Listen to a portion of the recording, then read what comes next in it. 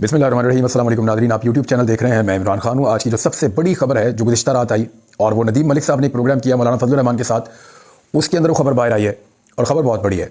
यानी ये पाकिस्तान के अंदर आप कहें कि भूचाल आ गया इस खबर से, तो ये कोई झूठ नहीं होगा। जो एक बहुत बड़ी इमारत खड़ी की गई थी कि इमरान खान के ख़िलाफ़ सारी पोलिटिकल पार्टीज़ का जो एक अदम एतमाद की तहरीक का मामला था वो ऑर्गेनिक था, या वो कुदरती तौर पे जैसे सियासी जमातें इकट्ठी होती हैं, उन्होंने इकट्ठे होकर इमरान खान के खिलाफ तहरीक अदम एतमाद पेश की और उसके नतीजे में इमरान खान साहब जो है उनकी हुकूमत चली गई। ये एक तासुर दिया जाता था, ये बात बार बार की जाती थी।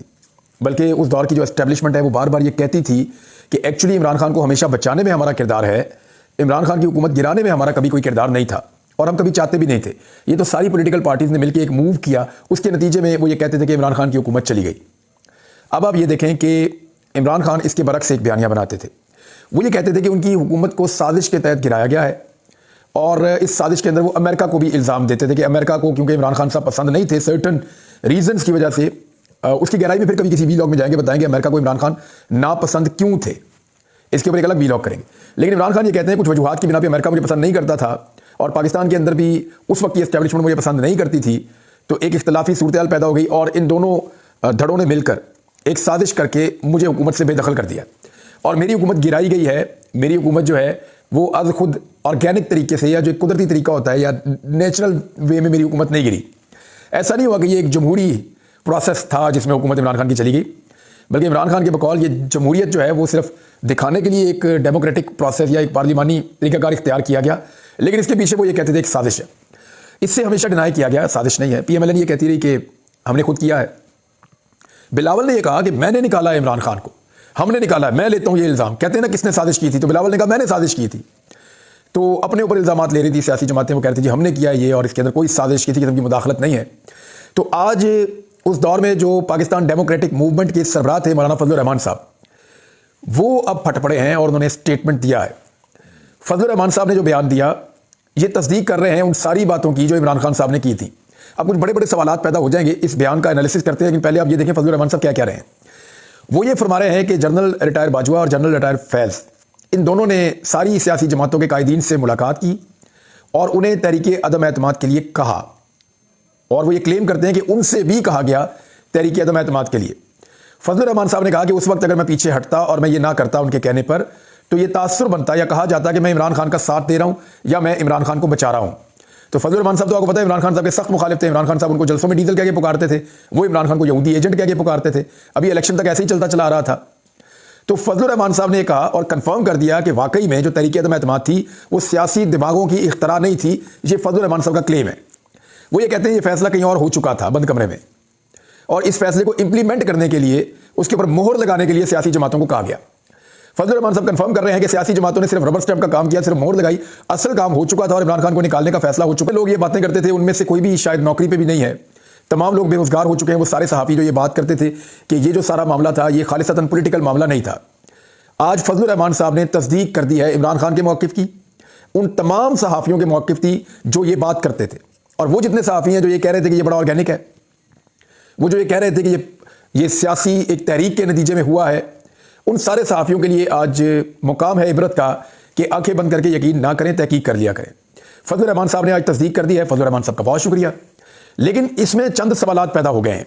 एक तो उन्होंने कह दिया जी इमरान खान की हुकूमत को गिराया गया था और सियासतदानों ने नहीं गिराई थी। उन्होंने इल्ज़ाम जनरल फैज़ और जनरल बाजवा साहब पे लगा दिया था और जनरल फैज़ साहब की तरदीद भी आ गई। वो कह रहे हैं कि मैं तो उस वक्त था ही नहीं, मैं तो कोर कमांडर पेशावर था। अब ये तरदीद भी अपनी जगह मौजूद है। देखें सबको हक है अपनी बात कहने का।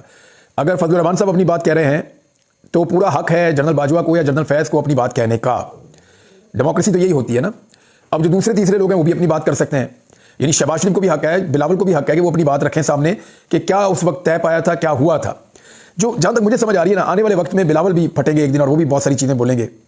जिस चीज़ को तकलीफ होगी ना वो बोलना शुरू हो जाएगा। आज फजलुर रहमान साहब क्यों बोल रहे हैं ये सबसे बड़ा सवाल है। फर्ज करें फजलुर रहमान साहब को 15 सीटें मिल जाती, 10 से 15 सीटें जिनकी वो तवक्को कर रहे थे फजलुर रहमान साहब की उनको मिलेंगी कौमी असम्बली की, वो उनको नहीं मिली। फिगर अभी भी उनका 4 के करीब घूम रहा है। तो एक तो उनको मायूसी हुई। फर्ज करें अगर फजलुर रहमान साहब के लिए भी धांधली उसी पैमाने पर होती जिस तरह नवाज शरीफ के लिए धांधली हुई है, तो क्या फजलुर रहमान साहब ये सारा पोल खोल रहे होते या ये सारी बात कर रहे होते? तो इसका साफ जवाब है कि नहीं। फर्ज करें फजलुर रहमान साहब के बगैर हुकूमत ना बन रही होती वफाकी और उनको बहुत सारी वजारतें ऑफर होती या उनको सदर पाकिस्तान का ओहदा मिल जाता, तो क्या वो ये सारे पोल खोल रहे होते, ये सारी बातें खोल रहे होते? तो उसका भी जवाब है कि नहीं। देखिए, ये जो फजलुर रहमान साहब और इमरान खान साहब है ना, इनके बीच में पैगामबाजी का सिलसिला कुछ अर्सा पहले शुरू हो चुका था। आपको याद होगा, फजलुर रहमान साहब के घर पे एक फौतगी हुई थी, उसके बाद पाकिस्तान तहरीक इंसाफ का एक वफ्द गया था वहां पे दुआ करने के लिए। मेरी इत्तला के मुताबिक इनकी वैसे भी एंगेजमेंट होती रही है फजलुर रहमान साहब की पार्टी के साथ, और तहरीक इंसाफ ने फजलुर रहमान साहब को पहले बता दिया था कि आपके साथ धोखा होगा। नवाज शरीफ धोखाबाज हैं, उन्होंने आपको इस्तेमाल किया टिश्यू पेपर की तरह, और आपको कुछ नहीं मिलेगा और सारा कुछ नवाज शरीफ कमाने की कोशिश करेंगे। तो हुआ भी ये कि जितनी धांधली हुई, जितना जोर लगाया गया, वो पंजाब में नवाज शरीफ के लिए लगाया गया। फजलुर रहमान साहब बेयारो मददगार रहे और वो अपनी नशिस्तें हार गए, क्योंकि नून लीग की कारकर्दगी जैसी थी 16 महीनों में, उस कारकर्दगी का सारा बोझ सबके ऊपर पड़ा, लेकिन नून लीग को धांधली से जितवा दिया गया और फजलुर रहमान साहब जो हैं वो पिसकर रह गए। पीपल्स पार्टी को भी ठीक ठाक फायदा हुआ, उन्होंने अपना, आप देख लें किस तरह कराची के अंदर, सिंध के अंदर धांधली होती है, तो वो भी निकल गए। एमजीएम को जैसे सीटें दिलवाई गई, वो तो यही कहेंगे कि कमाल हो गया, और वो तो कोई नेगेटिव बात करेंगे नहीं। हालांकि एमजीएम को अगर सीटें ना दिलवाई जाती तो वो भी बोल रहे होते, लेकिन फजलुर रहमान साहब बोले हैं, उनको इस बात का अंदाजा हो गया कि उन्हें टिश्यू पेपर की तरह इस्तेमाल किया गया, और जब उनका काम मुकम्मल हो गया तो उन्हें बाहर फेंक दिया गया, और अब उनको सीटें भी नहीं दिलवाई जा रही। ये तो है जनाब फजलुर रहमान साहब। मैंने कल सुबह के वीलॉग में एक बात की थी, आपको याद हो तो, कि फजलुर रहमान साहब को इसलिए भी सीटें नहीं दिलवाई गई कि ये कल को पोल खोल देते हैं, जैसे इन्होंने आज पोल खोल दिया है। हर बात उन्होंने बता दी है कि जनाब इस तरीके से सारा मामला तय हुआ था। तो ये हम सबकी बातों की तस्दीक कर दी फजलुर रहमान साहब ने, बहुत शुक्रिया। लेकिन अब सवाल ये पैदा होता है कि फजलुर रहमान साहब तो बहुत जमहूरी हैं और जमहूरियत में यकीन रखते हैं, पीपल्स पार्टी बहुत जमहूरियत में यकीन रखती है, पीएमएलएन तो उनका भैया और तरह का, वो तो इक़्तिदार की सियासत करते हैं। लेकिन मामला ये है कि ये सियासी जमातें क्यों इस्तेमाल हुई एक ऐसे काम के लिए जो गैर जमहूरी था। यानी अगर कोई गैर जमहूरी हुकूमत इनको कह रही है कि ये वाला काम करो, तो इन्होंने वो काम क्यों किया, ये क्यों इस्तेमाल हुए, ये बड़ा सवाल इनसे पूछा जाना चाहिए। इन्होंने अब तो खुद बता दिया कि हम कौम के मुजरिम हैं। हमने अच्छी खासी चलती हुई इकॉनमी, अच्छी खासी चलती हुई हुकूमत, माहौल बेहतर की तरफ जा रहा था पाकिस्तान का, उसको तबाह किया, उसको गिराया एक ख्वाहिश के मुताबिक, और उसके बाद पाकिस्तान की हालत बद से बदतर कर दी। ये तो एतराफ़ जुर्म है जो किया जा रहा है। और चौधरी परवेज़ इलाही से चौधरी शुजात हुसैन की बड़े लंबे अरसे के बाद मुलाकात हुई है। इस मुलाकात के बारे में भी मैं आपको एक चीज़ बता दूं कि ये मुलाकात भी बड़ी मानी खेज है। उसकी वजह यह है कि चौधरी शुजात हुसैन को भी लगता था कि उनको जो कुछ मिलेगा वो नहीं मिला। चौधरी शुजात हुसैन साहब ये सोचकर बैठे थे कि 10 नशिस्तें उनको भी मिलेंगी। अलीम खान साहब ये सोचकर बैठे थे कि 40 नशिस्तें उनको मिलेंगी, उनसे वादा किया गया। लेकिन ना अलीम खान साहब की पार्टी को 40 नशिस्तें मिली, ना फजलुर रहमान साहब की पार्टी को जो है वो 10 से 15 सीटें मिली, ना काफ लीग को 10 सीटें मिली। तो अब ये फ्रस्ट्रेशन बढ़ रही है। अलीम खान का क्योंकि पाकिस्तान में स्टेक बहुत बड़ा है, बहुत सारा कारोबार बिजनेस फैला हुआ है, तो वो खुल के सामने आ नहीं सकते। लेकिन उनके चेहरे के ऊपर जो उनकी एक उदासी है या बेचैनी है वो दिखाई दे रही थी जब मरियम नवाज को वज़ीर आला पंजाब के लिए नामजद किया जा रहा था। वो बड़े लंबे अरसे से एक ख्वाब देख रहे हैं, बल्कि एक दिन उन्होंने कहा था कि मेरा बेटा माशाल्लाह, अल्लाह ताला उसकी ज़िंदगी करे, उन्होंने कहा मेरा बेटा माशाल्लाह जवान हो गया। वो ये मुझे कह रहा था कि जब मैं छोटा था, मैंने होश तुम्हारी, तब भी आप वज़ीर थे, आज भी आप वज़ीर हैं, तो आपने इसमें हासिल क्या किया सियासत में। ये अलीम खान ने मुझे कहा था। तो उनको वज़ीर से आगे कुछ बनना था। तो अब तो फिर वजारत ही मिल सकती है, वजारत आला तो मिल नहीं रही। तो ऐसी सूरत हाल में अलीम खान साहब के लिए भी बड़ी ऑकवर्ड सिचुएशन है कि इतना सारा कुछ दाव पे लगाने के बाद, क्योंकि तरीन साहब तो अपनी इज्जत बचा के निकल गए, उन्होंने तो 2 सीटें हारी, उन्होंने कहा दफा करो, मैं निकलता हूं, मैं सियासत करता ही नहीं, वो तो रिटायरमेंट लेकर निकल गए। अलीम खान साहब अभी तक बीच में फंसे हुए हैं, और पहले वो रिटायरमेंट एक दफ़ा ले चुके हैं उस्मान बुज़दार के दौर में, इमरान खान के दौर में।